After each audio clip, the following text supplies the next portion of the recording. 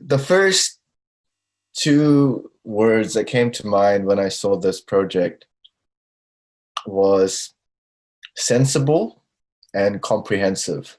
It just seemed like there wasn't any big surprises initially.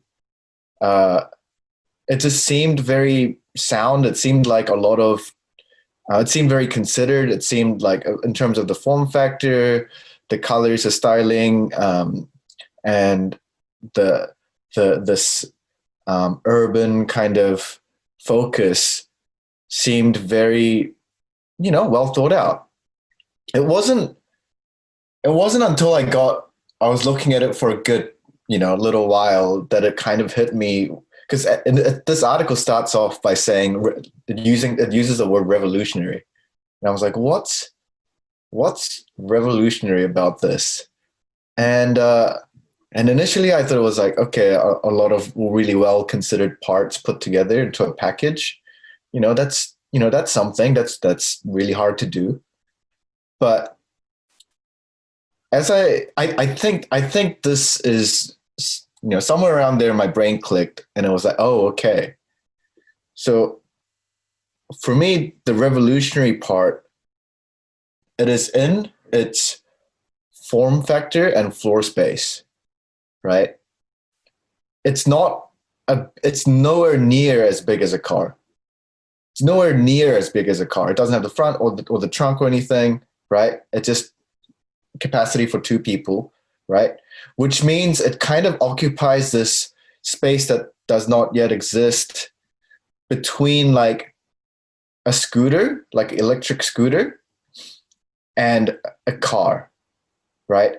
This would probably fit in a bike lane, right? It's so therefore I feel like this form factor could be an excellent platform in transitioning cities into autonomous mode while cars are still in existence.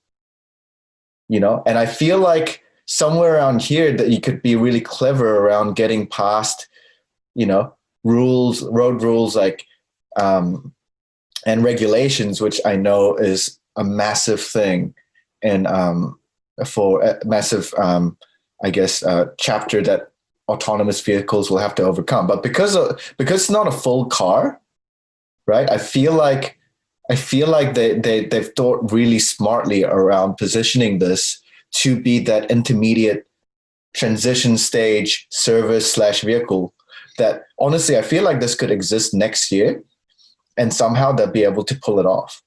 And it will already, like how scooters just appeared like overnight, all of a sudden there's all these scooters that you can access with apps.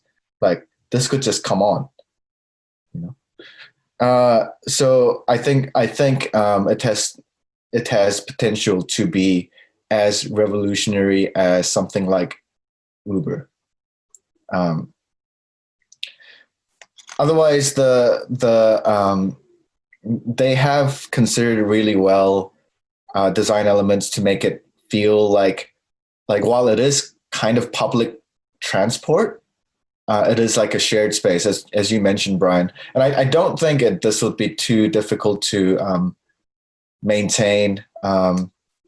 It is a design that would look really bad with vandalism. Like I think, I could see an iteration of this where it could look like you could design for some of these kind of wear and tear elements to make it look better.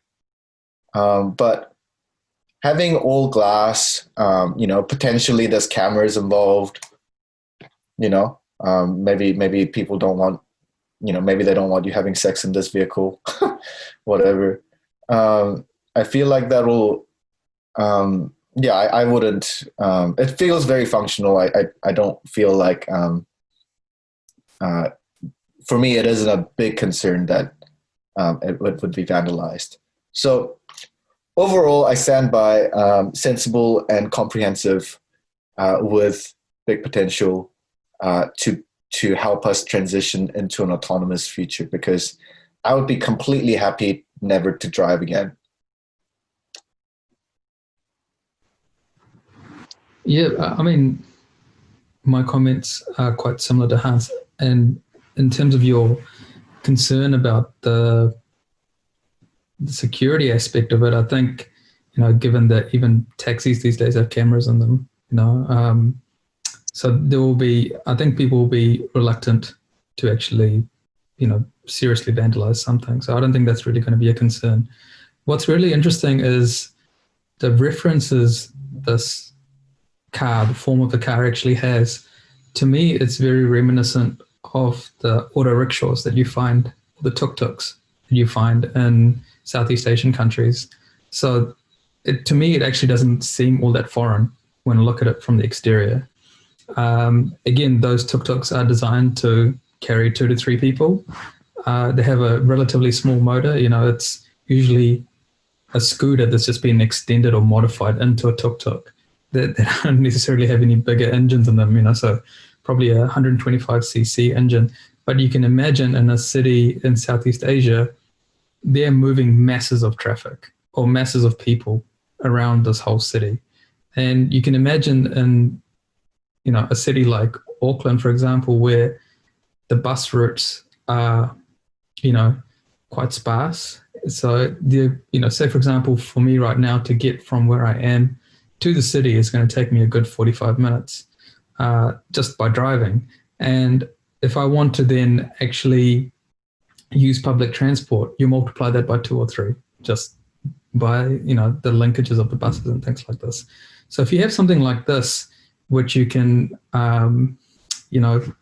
get something on demand and then you just jump in and it takes you, that's great. And what the great thing about this is that it's not as cumbersome as a taxi. So you could probably fit more of these on the road. And as Han said, you could possibly use the bike lanes, in a more careful sort of fashion. So it's expanding the existing sort of set.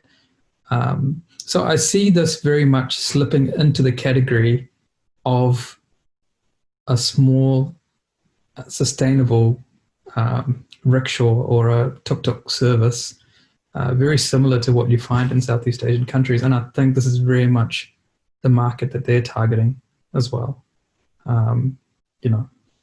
So yeah, I think it's a great idea. I think it's awesome.